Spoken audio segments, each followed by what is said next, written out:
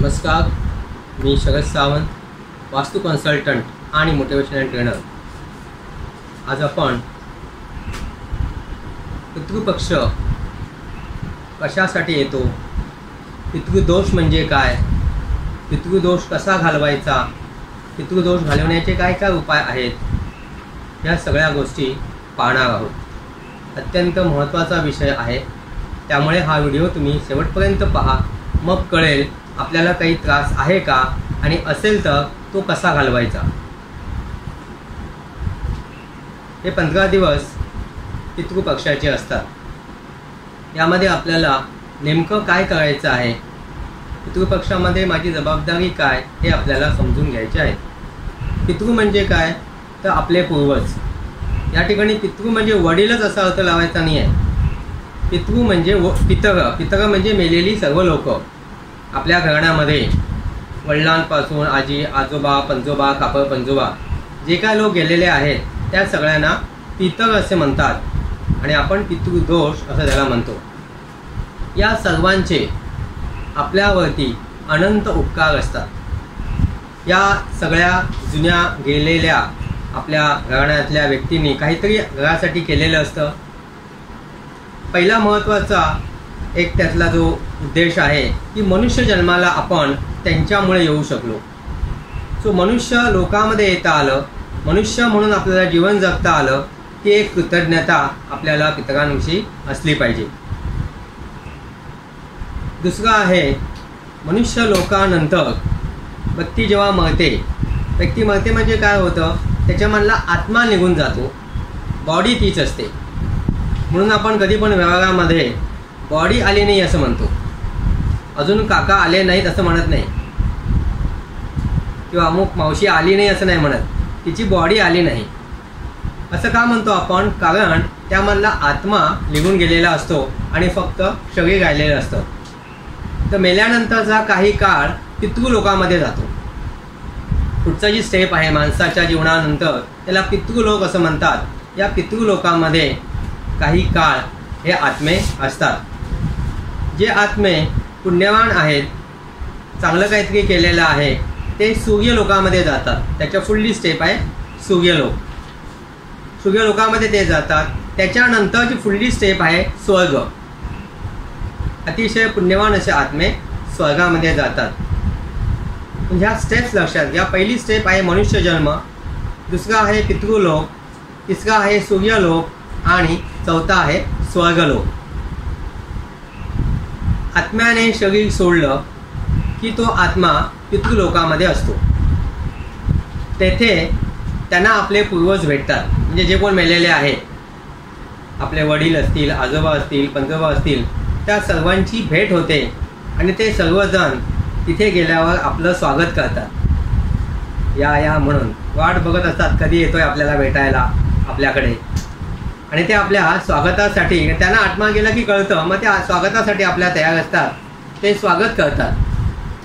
जे आत्ता मेलेले व्यक्ती पुण्यवान आहेत किंवा चांगलं कर्म केलेलं आहे, त्यांना पाहून ते आनंदित होतात। आपल्या घराण्याचं, आपल्या कुळाचं नाव चांगलं केलं म्हणून त्यांना खूप बरं वाटतं आणि ते त्यांना आनंदाने भेटत असतात। धन्य केल्याबद्दल कुळाचं नाव ते अतिशय खुश होतात। आणि हा आत्मा आता जो गेलेला आहे तो जर अधिक पुण्यवान असेल तर पृथ्वीलोकाच्या पुढे सूर्यलोकात जातो, तिथेच थांबत नाही।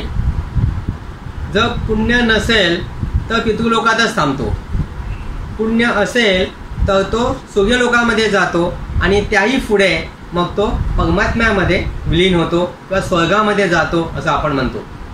तो स्वर्गामध्ये जातो। त्याच्या पुढली जी स्टेप आहे परमात्म्यामध्ये विलीन होणं, आणि असे करोडोमध्ये एखादाच आत्मा असतो की तो एकदा वरती गेला की पुन्हा परत येतच नाही, त्याला मोक्ष मिळाला असं आपण म्हणतो। अनेक संत ऋषी या कॅटेगरीमध्ये बसतात। म्हणून परमात्म्याकडे पोचल्यानंतर, त्याच्यामध्येच विलीन झाल्यानंतर तो आत्मा तिथे जाऊन स्थिर होतो।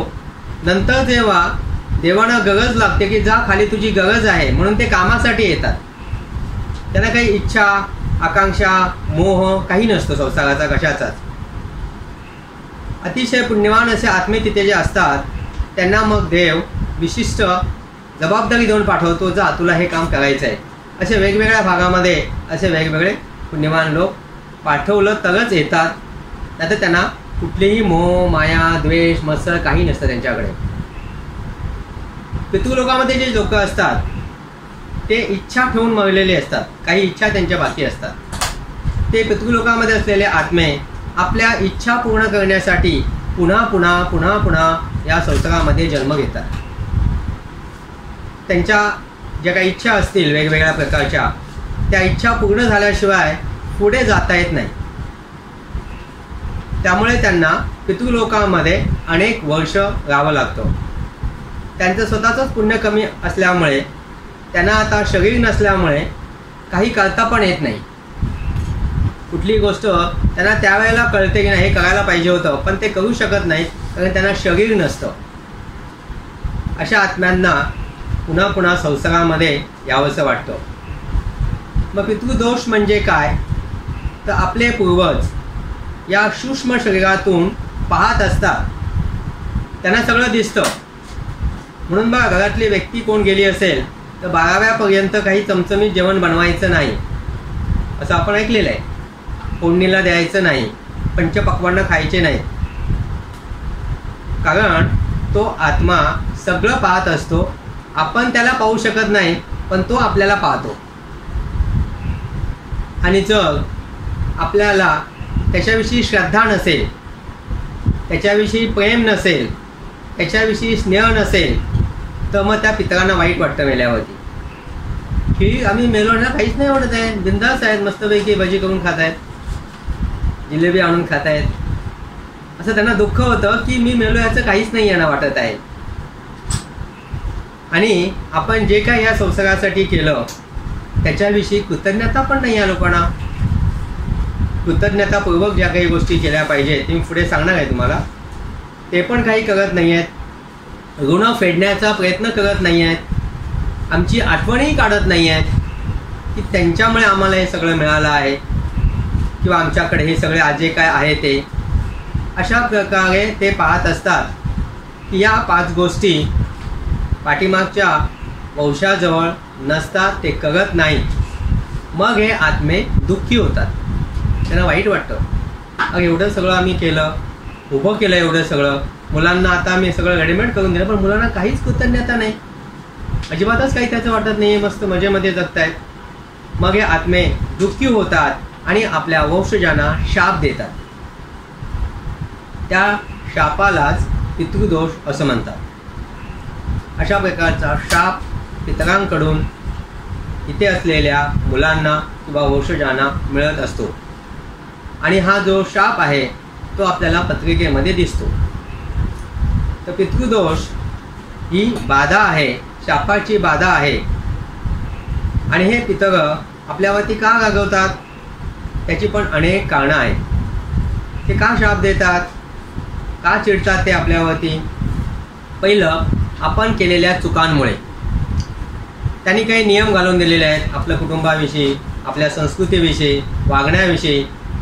ते नियम पाळत नाहीत, अतिशय चुका करतात आपल्या वागण्यामुळे, म्हणून त्यांना वाईट वाटतं आणि राग येतो. कसंही वागणं पाहिलं की. दुसरं, श्राद्ध कर्म करत नाहीत. ते अंधश्रद्धा मानतात.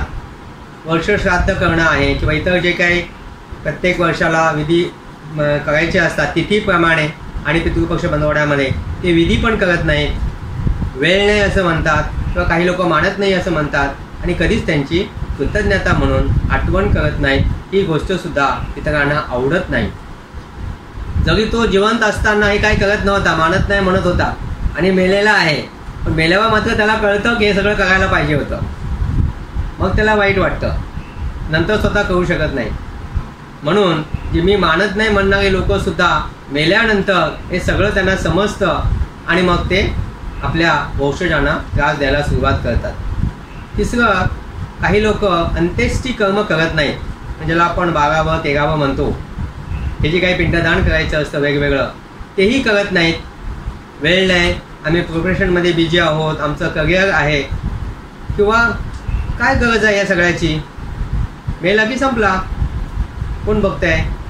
हे अज्ञानामुळे, या विषयाचा अभ्यास नसल्यामुळे अशा प्रकारच्या चुका करतात आणि अंत्येष्टी कर्म करत नाहीत. चौथा आहे, अंत्येष्टी कर्म करताना चुका झाल्या असतील किंवा त्रुटी झाल्या असतील, जो येणारा, जो करणारा जो विधी आहे, तुम्हाला सांगणारा जो आहे, तो जर पूर्ण अभ्यासू नसेल, त्याला पूर्ण माहीत नसेल, तर त्या विधींमध्ये चुका होतात, त्रुटी होतात, मग त्या आत्म्याला शांती मिळत नाही. म्हणून जेव्हाही विधी करायचे असतात त्यामधले तज्ज्ञ व्यक्तीच असायला हवी. पूर्ण माहिती करून सगळे विधी व्यवस्थित केले पाहिजेत. लवकर आटपा, वेळ होतोय असं म्हणून चालणार नाही. या त्रुटी झाल्या तरी पितरांना वाईट वाटतं आणि ते शाप देतात. पितर दोषामुळे अनेक प्रकारचे त्रास होतात, पुष्कळ त्रास होतात. यापैकी काही त्रास जर आपल्याला असेल तर नक्की 100% पितरांचा दोष आहे असं आपल्याला कन्फर्म करता येतं. ही काही असे 35 प्रकारचे त्रास होतात. त्यातले काही त्रास मी सांगतोय की जे डे टू डे अनुभवाला येतात आपल्याला. असे काही त्रास मला मी सांगतोय. त्यापैकी एक त्रास आहे तो म्हणजे मनस्थिती बिघडणे. काही लोक म्हणतात ना की माझं लक्षच लागत नाही कशामध्ये, काय करावं तेच कळत नाही आहे, योग्य निर्णय घेता येत नाही आहे, मी एकदम कंटाळलो आहे, सगळेच निर्णय माझे मानसिक स्थिती बिघडलेली असते. चांगलं काय वाईट काय कळत नाही, चुकीचे निर्णय घेतले जातात. ही मानसिक स्थिती बिघडलेली माणसं आहेत. याचं कारण पितृदोषाचा शाप त्यांच्या घराण्यामध्ये किंवा त्या व्यक्तीला आलेला असतो. दुसरं एक कारण आहे त्रास होण्याचं, व्यापारामध्ये नुकसान. धंदा चालू केलेला आहे पण चालतच नाही, गिरायकच कोण येत नाही, माल विकला जात नाही आहे, विकला तर पैसे परत मिळत नाही आहेत. अशा वेगवेगळ्या मार्गाने धंद्यामध्ये नुकसान होते, आर्थिक नुकसान होते. तेव्हा ओळखायला पाहिजे की काहीतरी कारण आहे आणि ते कारण शोधून त्याच्यावरती उपाय करणं आवश्यक आहे. लोकांची मनस्थिती पण त्यावेळेला ठीक नसते, त्यामुळे योग्य कारण शोधण्याचा प्रयत्न करत नाहीत. आपल्याला जमलं नाही असं समजून लॉस सहन करतात, माझ्या नशिबातच असेल. जर आपण असे काही प्रसंग जीवनात आले असतील की ज्याच्यामुळे आर्थिक नुकसान होते, तर आपण निश्चितच शोध घ्यायला पाहिजे ती कशामुळे आहे आणि नेमकं आपण काय केलं पाहिजे. कुठलीही गोष्ट कारण असल्याशिवाय घडत नाही. कॉज अँड इफेक्ट ही साखळी नेहमी असते. जेव्हा एखादी गोष्ट घडते त्याच्या पाठीमागे काहीतरी कारण असतंच, कारणाशिवाय काहीच घडत नाही. म्हणून ते कारण जर आपण शोधलं, परिणाम जे होत आहेत त्याच्यावरनं कारण शोधायचं आणि मग ते कारणच निघून जाईल अशा प्रकारचे उपाय आपल्याला करायला हवे. काही लोक खूप परिश्रम करतात, खूप मेहनत घेतात, पण योग्य असं फळ मिळत नाही. ऑफिसमध्ये सुद्धा भरपूर काम करतात, पण पगार काही हवा तेवढा मिळत नाही. गव्हर्नमेंटमध्ये हा प्रश्नच नाही, तिथे फिक्स असतो पगार, काम करा नाही तर करू नका. पण प्रायव्हेटमध्ये मात्र या सगळ्या गोष्टी तपासल्या जातात. किंवा प्रायव्हेट कोणाचा धंदा असेल, प्रोफेशन असेल, वेगवेगळ्या जसं काही चार्टर्ड अकाउंटंट आहेत, वकील आहेत, डॉक्टर आहेत, असे जे प्रोफेशनल लोक आहेत, कन्सल्टंट आहेत, त्यांना खूप मेहनत करूनही त्याचा मोबदला योग्य प्रमाणात मिळत नाही. हे एक पितृदोष ओळखण्याचं लक्षण आहे. पुढचं आहे विवाह होत नाहीत. खूप वय वाढलेलं आहे, मुलगा किंवा मुलगी दिसायला सुंदर आहे, नोकरी पण चांगली आहे, प्रॉपर्टी भरपूर आहे, तरी पण लग्न जुळतच नाही. अनेक वर्ष लग्नच होत नाही. अशा प्रकारच्या अडचणी त्यांच्या जीवनामध्ये येतात. यदाकदाचित काही छोटे मोठे उपाय करून लग्न जमलं तर वैवाहिक जीवनामध्ये अडचणी येतात. दोघांमध्ये भांडणं होणं, डायव्हर्स घेणं, मतभेद चालू होणं, अशा अनेक अडचणी त्यांच्या जीवनामध्ये येतात. त्यामुळे वैवाहिक जीवनातलं जे सुख आहे ते सुख त्यांना मिळत नाही. लग्न करून सुद्धा काही लोक दुःखी असतात. काही लोकांना नोकरीमध्ये अडचणी येतात. नोकरी मिळालेली आहे पण ऑफिसमध्ये पटतच नाही, कोणाचं बॉसशी पटत नाही, सहकार्यांशी पटत नाही, नेहमीच मतभेद आणि भांडणं होतात. त्यामुळे पुढचं प्रमोशन मिळण्यामध्ये अडचणी येतात, पुढे जाण्यामध्ये अडचणी येतात आणि प्रचंड अडचणी या नोकरीच्या ठिकाणी त्याला सहन कराव्या लागतात. हे एक कारण पितृदोषाचं असतं. हुशार आहे, क्वालिफाईड पण आहे, काम करण्याची क्षमता पण आहे, तरी त्याच्याकडून ते केलं जात नाही. याचं कारण इतरांचा शाप असतो. पुढचं एक कारण आहे, ग्रहस्थिती आपली अनुकूल आहे, ग्रहमान चांगले आहेत, तरीही फळ मिळत नाही. ज्योतिषांकडे गेलो, ज्योतिषी सांगतात नाही तुमचे चांगले आहे, तो ग्रह काय प्रॉब्लेम नाही. आता बघा डिसेंबर येणार आहे ना, तेव्हा हा गुरु बदलतोय, तो बदलला ना की तुमचं चांगलं होईल. असे अनेक वेळेला गुरु बदलतात, आपण मात्र आहे तिथेच. चांगले ग्रह येऊन जातात पण त्या ग्रहांचा जो परिणाम व्हायला पाहिजे आपल्या जीवनामध्ये, तो परिणाम मात्र चांगला आपल्याला मिळत नाही. पत्रिकेमध्ये ग्रहाची चांगलं दिसत असतं, हा मुलगा ना पास होणार नक्की पुढल्या वर्षी, आता त्याची वाईट स्थिती संपलेली आहे ग्रहांची. पण वाईट ग्रहमान गेले निघून, चांगले आले तरी त्याला त्याची फळं मिळत नाहीत आणि मग त्यामुळे त्याला शिक्षणामध्ये अडचणी येतात, नोकरीमध्ये अडचणी येतात, वैवाहिक जीवनामध्ये अडचणी येतात, सगळीकडे जिथे जाईल तिथे अडचणी. याचं कारण ग्रहांचा चांगला जो परिणाम आहे तो मिळाला पाहिजे, तो मिळत नाही. पुढचा एक महत्त्वाचा भाग आहे की काही लोक खूप श्रद्धाळू असतात, काही लोक ज्ञानी असतात, म्हणजे अभ्यास करतात या सगळ्या गोष्टींचा आणि पूजापाठ करतात, साधना पण भरपूर करतात. खूप लोक अशी पाहिलेली आहेत मी. जास्तीत जास्त वेळ घरामध्ये साधना करत असतात, काही ना काहीतरी जप तप होम हवन करत असतात, देवाचे जे काय आहे ते सगळं देवाचं करत असतात फक्त. आणि मग काही वर्षांनी नाराज होणार, बाबा एवढं मी सगळं केलं, काहीच नाही फायदा, मी आहे तिथेच आहे. आणि मग ते नाराज होऊन देवाचं काम करायचं पण बंद करतात. पण हे सगळं करत असताना त्यांनी पितरांना कधीच कृतज्ञता म्हणून हाक मारली नाही, कधीच त्यांची सेवा केली नाही, किंवा त्यांच्यासाठी काय करायला हवं होतं शास्त्रात सांगितलं आहे ते केलं नाही. म्हणून पूजेची फळं, जे पुण्य फळ आहे ते पुण्याचं फळ त्याला मिळत नाही. त्याच्या अकाउंटला जमा असतं पण त्याला ते विड्रॉ करता येत नाही. तुम्ही बँकेमध्ये गेलात आणि चेकवर तुमच्या बँकेत पैसे आहेत, चेक तुम्ही दिलेला आहे पण तुमची सही टॅली झाली नाही, तर चेक मिळेल का? तुम्ही कितीही बोंबलून सांगितलात मी तोच आहे, हे बघा माझं कार्ड, बँक म्हणते नाही, आधी सही तुझी टॅली व्हायला पाहिजे, ते पैसे असूनही काढता येत नाही. तसं इथे होत आहे की आपण पुण्य खूप करतो आहे, भक्ती करून, साधना करून, जप तप करून, परंतु त्याची फळं मात्र आपल्याला मिळत नाहीत, कारण इतरांची सेवा न केल्यामुळे. आणि मग लोकांना असं वाटतं की नाही तुम्हालाही अशी काही लोक भेटली असतील जेव्हा तुम्ही आपल्या 9च्या सेक्शनला बोलवता, 6:30ला साधनेला बोलवता, नाही हो खूप केलं मी सगळं, आता मला काही इच्छाच नाही काही करायची. ही लोक समजून घेत नाही. साधना केलं बाबा पुण्य मिळालंच पाहिजे, नाही मिळत आहे याचा आता काहीतरी ऑब्स्टॅकल आहे, काहीतरी अडचण आहे, ती शोधायला हवी. ती अडचण जर शोधली, त्याच्यावरती उपाय केले तर नक्कीच आपली भरभराट होऊ शकते. ही अनेक कारणं आहेत, त्यातली 8 कारणं मी तुम्हाला महत्त्वाची ती सांगितली. आता हे पितृदोष लागण्याचं मुख्य प्रकार कोणते? 2 प्रकारचा पितृदोष असतो. पहिला प्रकार आहे अधोगती पितरांमुळे, अधोगती पितरांमुळे, आणि दुसरा प्रकार आहे ऊर्ध्वगती पितरांमुळे.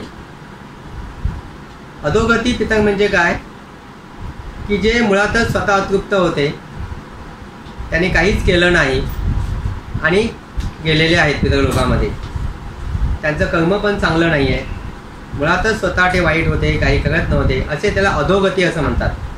अधोगतीला गेलेली पितरं. काही पितरं असे असतात की खूप पुण्यवान असतात, खूप चांगलं काम करतात आणि त्यांच्याकडे पुण्याचा साठाही असतो थोडा प्रमाणामध्ये. त्यांना म्हणतात ऊर्ध्वगती, म्हणजे पुढे पुढे जाणारे, त्याला ऊर्ध्वगती पितरं असं म्हणतात. ते पुढली पायरी चढून जात असतात. मग या 2 पितरांच्या दोषापैकी कुठला तरी एक पितरांचा दोष जर आपल्याला असेल तर या मगाशी सांगितलेल्या सगळ्या अडचणी आपल्या घरामध्ये येऊ शकतात.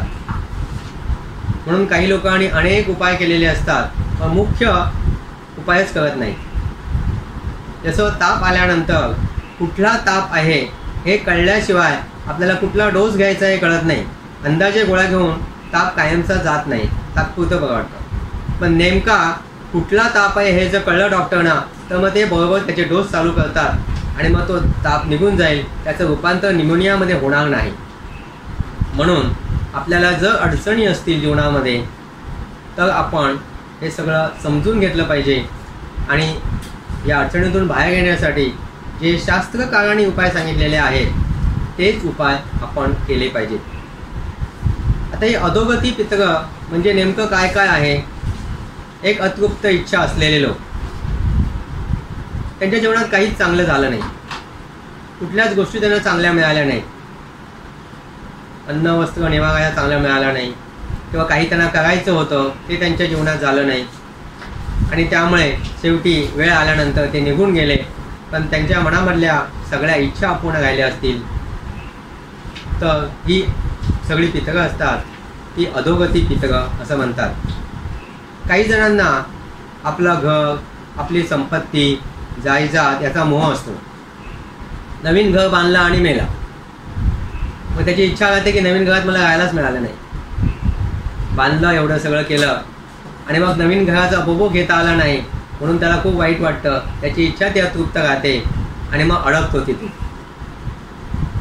पैसे असतील बँकेमध्ये तर तिकडेही त्याचं लक्ष असतं, मोह असतो, अरे बापरे एवढं कष्ट करून मी साठवले पैसे की काहीतरी आपल्याला म्हातारपणी करता येईल, पण लवकर गेलो असं वाटतं त्याला आणि पैशाचा उपभोग घेता येत नाही.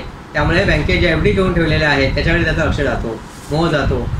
आणि खालची मुलंसुद्धा काही चांगलं करत नाही आहेत, बाबांनी ठेवलं आहे आपल्या, काहीतरी आपण त्यांच्या नावाने पुण्य करूया, दान करूया, असं काही मुलं पण करत नाही आहेत.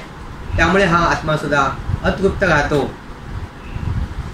जर वंशज म्हणजे मुलं संपत्तीचा दुरुपयोग करत असतील तरीसुद्धा त्यांना वाईट वाटतं आणि ते अतृप्त होतात.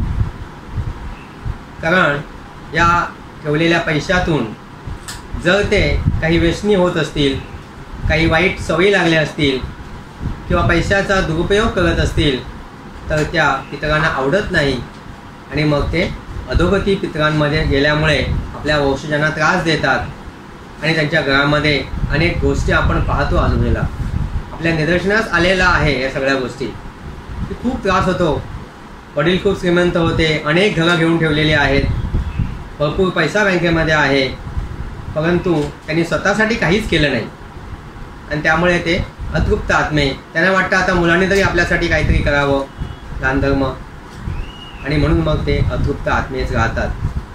चौथं कारण आहे चुकीचे विवाह संबंध. म्हणजे आपल्या कुळामध्ये सांगितले, लग्नविधी मी जेव्हा सांगेन तेव्हा मी सविस्तर बोलेन त्याविषयी. लग्न कसं करायचं, मुलगी कशी बघायची, मुलगा कसा बघायचा, काय काय शोधावं लागतं, कुठल्या पॉईंटकडे लक्ष द्यायचा, हा सगळा वेगळा भाग आहे अभ्यासाचा. नुसता चेहरा बघून चालत नाही. तर लग्न विधी म्हणजे चुकीच्या आपल्या कुळामध्येच किंवा जवळपासच लग्न करण्याची प्रथा एवढी वर्ष होती. आपला विभाग सोडून दुसऱ्या भागातली मुलगी करत नव्हते किंवा आपली मुलगी देत नव्हते. हे तुम्हाला ऐकून माहिती आहे. तुम्ही बहुतेक जण माझ्या वयाच्या जवळपासचे काही लोक आहेत. आता नवीन पिढीलाही कळणार नाही. आणि त्यामुळे जेव्हा स्थळ शोधायचं असायचं तेव्हा ते आपल्या जवळपासच्या जिल्ह्यामध्ये किंवा प्रांतामध्ये शोधत होते. परंतु आता कोणी फेसबुकवरती जमवतो आहे, कोणी इंस्टाग्रामवरती जमवतो आहे, कोणी ऑफिसमध्ये जमवतो आहे, काहीच बघत नाही त्या सगळ्या गोष्टी. आणि नंतर त्यांना कळतं झालं आहे बापरे आता असं अमुक अमुक आहेत. मी नावं घेत नाही कुठल्यांची, पण असं तुमच्याही निदर्शन आलेलं असेल की असे जे विवाह संबंध कुठेही जुळवतात, आपल्या कुळाच्या बाहेर, आपल्या प्रांताच्या बाहेर, हे सुद्धा पितरांना आवडत नाही. आणि म्हणून खूप ठिकाणी आपण पाहिलेलं आहे अशी लग्न झाल्यावरती भांडणं आणि डायव्हर्स खूप होत आहेत. अरेंज मॅरेजपेक्षा लव्ह मॅरेजमध्ये डायव्हर्सचा प्रकार जास्त आहे. त्याचं कारण विवाह संबंध आपल्या कुळामध्ये केले पाहिजेत.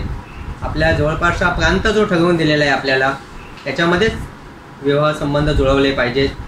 कुठल्या कुठे जायचं नाही आपला जिल्हा सोडून. एक गोष्ट अशी जर झाली तर ती त्यांना खटकते आणि पितृ नाराज होतात आणि त्यामुळे मग त्रास होतो. मेलेली जी व्यक्ती आहे त्याच्या आवडीची एखादी व्यक्ती असेल आपल्या परिवारामध्ये आणि त्याला जर कोणतरी त्रास देत असेल, घरातलीच माणसं, तरी त्यांना ते आवडत नाही. घरातल्या माणसांचा जर घरातल्या एखाद्या व्यक्तीला खूप त्रास होत असेल तरी ते नाराज होतात आणि त्रास देणाऱ्या व्यक्तीला ते मग त्रास द्यायला सुरुवात करतात. मग ते कुठलंही नातं असेल, सून असेल कदाचित, तिचा छळ होत असेल, किंवा एखादी स्त्री असेल तिचा छळ होत असेल, तिला त्रास दिला जात असेल, तर ते पितरांना आवडत नाही. कारण त्याच्याच वंशामधली ती माणसं असतात आणि म्हणून मग असे जे त्रास देणारे घरामधले लोक असतात त्यांना त्रास होतो, अडचणी येतात अनेक जीवनामध्ये, त्यांच्या जीवनामध्ये सफलता येत नाही. म्हणून आपल्या घरातील कुठल्याही व्यक्तीला ते व्यक्ती मेल्यानंतर त्रास दिला नाही पाहिजे. भाऊ असेल, कधी कधी भाऊ भावाला फसवून जमीन आपल्या नावावर करून घेतो किंवा एखादं घर फसवून बळकावून घेतो, भावाला सांगतच नाही, आपल्या नावावर डायरेक्ट फ्लॅट करून घेतो. अशा प्रकारच्या काही चुका केलेल्या असतील तर पितृ नाराज होतात. जरी त्याला आता वाटलं की माझ्याकडे सगळं आहे वैभव, पण ते जायला हळूहळू सुरुवात होते आणि यश मिळत नाही. अशा प्रकारच्या चुका, या 5 प्रकारच्या चुका जर आपण करत असू तर पितृ नाराज होतात, शाप देतात आणि नकारात्मक एनर्जी पाठवतात, नकारात्मक फळं देतात. म्हणून पितरांच्या खुश होण्यासाठी चुकीचं आपण वागून चालणार नाही, चांगल्या मार्गानेच आपण वागायला पाहिजे. हे झालं अधोगती पितरांबाबत झालं. अधोगतीतून मेलेले जे पितर आहेत ते नेमके कसे वागतात किंवा काय काय बघतात ते वंशजांचं, हे 5 मुद्दे त्याच्यामध्ये येतात. आता दुसरं आहे ऊर्ध्वगती पितर. म्हणजे मुळातच ते चांगले असतात, पुण्यवान असतात, चांगल्या मार्गाने पुढे पुढे जात असतात, तरीही पितरांचा दोष असू शकतो त्यांच्याकडून सुद्धा. पण ते ह्या असल्या काही एकदम लहानसहान गोष्टी बघत नाही. ते मुळातच ज्ञानी असल्यामुळे आणि चांगलं काम करत असल्यामुळे सहसा ते त्रास देत नाहीत. त्यांना सहकार्य करतात, अडचणीमध्ये असतील तर मदत पाठवतात, कोणाच्या तरी कोणाच्या रूपाने येऊन पटकन तिथे मदत मिळते आपल्याला. आणि ती मदत आपल्याला कळत नाही की मदत आपल्याला कशी मिळाली आणि ते निघून जातात पुन्हा. त्यामुळे मदत करण्याची वृत्ती त्यांची जास्त असते की आपल्या पाठीमागच्या लोकांना त्रास होऊ नये यासाठी त्यांचं सेवा, आपली सेवा ते करत असतात. वेगवेगळ्या पद्धतीने कसेही येतात आणि आपल्याला मार्ग दाखवतात, चांगल्या माणसाची गाठ घालून देतात, काहीतरी चांगलं करावं किंवा आपल्या वंशजांना अज्ञान असेल तर ते ज्ञानी व्हावेत म्हणून अशा ज्ञानी लोकांजवळ पाठवतात, काहीतरी कॉन्टॅक्ट करून देतात ते कसं तरी, की बाबा जा यांच्याकडे, तुम्हाला शिकायला मिळेल, तुम्हाला योग्य मार्गदर्शन मिळेल आणि मग तुम्ही ते करा. असं करून सुद्धा जर ती मुलं ऐकत नसतील तर मग मात्र त्यांना राग येतो. ऐकत नाहीत, ज्ञान झालेलं आहे या गोष्टीचं, तरी ते मी मानत नाही म्हणतायत, तरीही ते ज्या गोष्टी विधी केल्या पाहिजे त्या करत नाही आहेत, हे त्यांना सहन होत नाही. मग त्या ऊर्ध्वगती पितरांचा सुद्धा शाप आपल्याला लागतो. त्यांचा अपमान केला, त्यांना वाईट बोललो आपण, वाईट शब्दामध्ये त्यांच्याविषयी आपण चर्चा करत असू तरीसुद्धा त्यांना राग येतो की मी एवढं सगळं याच्यासाठी करतो आहे, एक तर करून ठेवलेलं आहे भरपूर आणि आता पण मी ह्याला अनेक वेळेला मदत करतो आहे, तरी हा माझा अपमान करतो आहे, हे त्यांना सहन होत नाही आणि मग ते ऊर्ध्वगतीला असून सुद्धा शाप देतात आणि मग आपल्याला अडचणी यायला सुरुवात होते. आता ते मुळामध्ये पितृ ज्ञानी असल्यामुळे पारंपरिक जे रीतिरिवाज आहेत, जी सण व्रत वैकल्य करायची असतात, ज्या विधी पठण पूजा हे सगळं करायचं असतं, ते जर मुलं मागची करत नसतील तरी त्यांना राग येतो, वाईट वाटतं की एवढं मी सगळं करून ठेवलं आहे, त्यांना पुढे नुसतं चालवायचं आहे, तरीही मुलं काही करत नाहीत आणि मग ते चिडतात, रागवतात आणि मग शाप देतात. त्यामुळे काय होतं, आता त्यांच्या गोष्टी पाहिल्या आपण की अधोगती पितृ केव्हा शाप देतात. त्यांना मोह नसतो, संपत्तीचा मोह नाही, पैशाचा मोह नाही, घरात असंच नाही. त्यांना फक्त आपल्या मुलांनी पुढे चांगलं काम करावं ही इच्छा असते. देवाधर्माची कामं करावीत, श्राद्धविधी करावेत, जे काही आपल्या शास्त्रात सांगितलं आहे ते शास्त्राप्रमाणे त्यांनी वागावं, नियम तोडू नयेत, रीतिरिवाज पाळावेत हीच त्यांची अपेक्षा असते. आणि जर त्यांनी हे पाळलं नाही, अहंकाराने हे काही केलं नाही, तर मात्र त्यांना मग शाप बाधित होतात. मग अडचणी काय काय येतात? भौतिक आणि आध्यात्मिक उन्नती होत नाही. ऊर्ध्वगती पितरांच्या दोषामुळे काय होतं? भौतिक उन्नती म्हणजे आहेत ते पैसे खात आहेत, पुढे काही त्यांना स्कोप मिळत नाही. एखाद्याचा बघा धंदा खूप चांगला असतो वडील असताना, नंतर हळूहळू बंद होतो, धंदा चालतच नाही. कुठल्याही फील्डमधला असो, डॉक्टर असो, वकील असो, त्यांची मुलं जर त्याच फील्डमध्ये गेली असतील किंवा मोठं दुकान असेल तर आपल्याला दिसून येतं की पुढील 2-3 वर्षात ते दुकान बंद झालं. आपण काय म्हणतो? मुलाला जमलं नाही चालवायला, असं आपण म्हणतो. पण तो मुलगा इतरांना विसरलेला असतो, पैशाच्याच मागे लागलेला असतो आणि त्यामुळे त्याला शाप बसून भौतिक जीवनामध्ये त्याची प्रगती होत नाही, आध्यात्मिक जीवनामध्ये सुद्धा प्रगती होत नाही. स्पिरिच्युअल लेवलला आपण पुढे पुढे जायला हवं आहे. त्या आपण गोष्टी गेले 5 महिने शिकतो की आध्यात्मिक प्रगतीसुद्धा त्यांची होत नाही. त्याच्यामध्ये पण अडचणी येतात. जेव्हा एखादं महत्त्वाचं सेशन असेल, लेक्चर असेल किंवा प्रवचन असेल, त्यावेळेला ते नेमकं त्यांना काहीतरी अडचणी येतात आणि ते येऊ शकत नाहीत किंवा त्या कामाला प्रथम प्राधान्य देतात. बघू, लेक्चर काय नेहमीच असतं, 9 वाजता कधीही जात आहे, एक दिवस नाही गेलं तर काय बिघडत आहे, असा विचार करतात.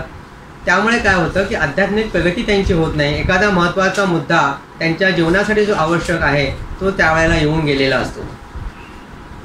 म्हणून मग त्यांची भौतिक आणि आध्यात्मिक प्रगती होत नाही. तसेच ते जे प्रयत्न करत असतात त्या प्रयत्नांना यश येत नाही. आपल्या नोकरीमध्ये यश मिळवण्यासाठी किंवा धंद्यामध्ये यश मिळवण्यासाठी अनेक प्रयत्न करतात, खूप कष्ट त्यांचे चालू असतात, पण देवाला आणि श्राद्धविधीला विसरून स्वतःचेच प्रयत्न चालू असतात त्यांचे फक्त. आणि म्हणून त्याच्यामध्ये त्यांना यश येत नाही. कितीही हुशार असले, शिकलेले असले तरी ते यश मिळवू शकत नाहीत. हे सगळे दोष पत्रिकेमध्ये आपल्याला दिसत असतात.